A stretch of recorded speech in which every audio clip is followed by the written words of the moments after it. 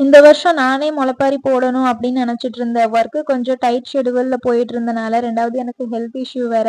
அதனால சுத்தமா எனக்கு ஞாபகமே இல்ல. டேஸ் வர வர அச்சச்சோ! முளைப்பாரி போடல அப்படின்னு சொல்லிட்டு அத்தைட்ட கேட்கவும், அத்தை நானும் போடல. பக்கத்துல சொல்லி போட்டு தரேன் அப்படின்னு சொல்லி ப்ரிப்பேர் பண்ணது தான் இந்த முளைப்பாரி. இந்த தடவை எல்லாருமே வந்து இந்த தடவைன்னு மட்டும் இல்ல, எப்பயுமே எல்லாருமே சேர்ந்து தான் செலிப்ரேட் பண்ணுவோம். அதுல இந்த ஆடிப்பெருக்கு ரொம்பவே ஸ்பெஷல். எல்லா முளைப்பாரியும் ஒண்ணா பார்க்கவே ரொம்ப சூப்பரா இருந்துச்சு. 3 வருஷத்துக்கு அப்புறம் ஐ மீன் ஆஃப்டர் மேரேஜ் 3 இயர்ஸ்க்கு அப்புறமா நான் ரொம்ப ஹாப்பியா அட்டெண்ட் பண்ண ஃபங்ஷன் இது. அங்க அப்படியே நல்லபடியா சாமி கும்பிட்டு, அங்க குடுத்த பிரசாதத்தை எல்லாம் சாப்பிட்டு, முளைப்பாரிய கரைக்க கிளம்பிட்டோம். பட் என்னன்னா, அங்க ஓடையில தண்ணி தான் இருக்காது. இங்க வந்து இந்த வருஷம் நாங்க பொங்கல் வைக்கிறதோ, கயிறு கட்டுறதோ எதுவுமே பண்ணக்கூடாது. பட் முளைப்பாரி எடுக்கலாமா, எடுக்கக்கூடாதான்னு தெரியல. எதா இருந்தாலும் சாமியே பார்த்துக்கட்டும் அப்படின்னு சொல்லிட்டு பண்ணியாச்சு. லாஸ்ட்டா அந்த முளைப்பாரியோட அச்சு பார்க்கறக்கே ரொம்ப அழகா இருந்துச்சு. அத அப்படியே ஓடையில போட்டு கிளம்பிட்டோம்.